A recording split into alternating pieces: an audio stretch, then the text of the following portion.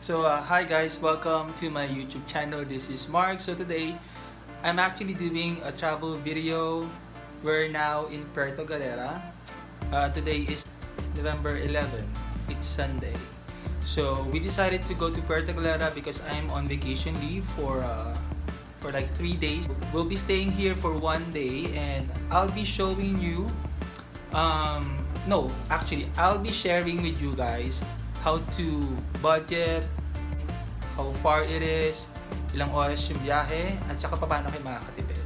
So maganda yung lugar. Nandito kami ngayon sa Victoria's Inn and I'll be sharing you some videos nung place actually. Pati yung lugar. Sobrang ganda ng lugar. Napaka greenish blue yung tubig. Sobrang clear. Maganda yung panahon ngayon dito guys. Sobrang araw. Pero cool naman yung hangin. So gusto niyo malaman kung magkano yung ginastos namin papunta dito and everything kasi ito yung pinakamalapit na lugar sa Manila na pwede niyong puntahan if you're in a tight budget. Kung hindi pa kayo nakakapag-subscribe sa channel ko, subscribe now, comment down below, and watch my other video.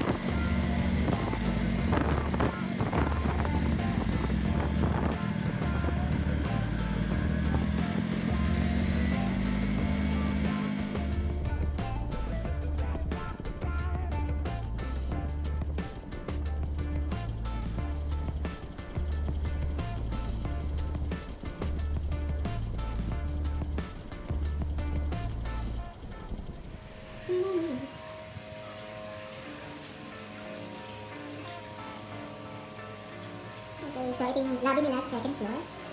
Dito sa Victoria's Inn. Ito pala. Lobby ng sorry.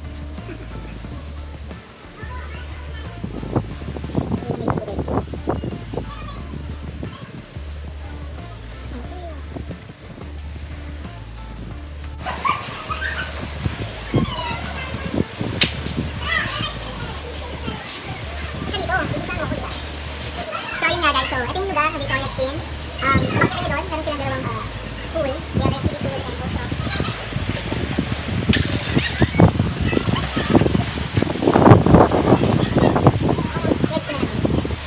ayun nga guys, dito ka. I-angle mo kasi yung ko. So, ayun nga guys, so ano kami sa Victoria's Inn.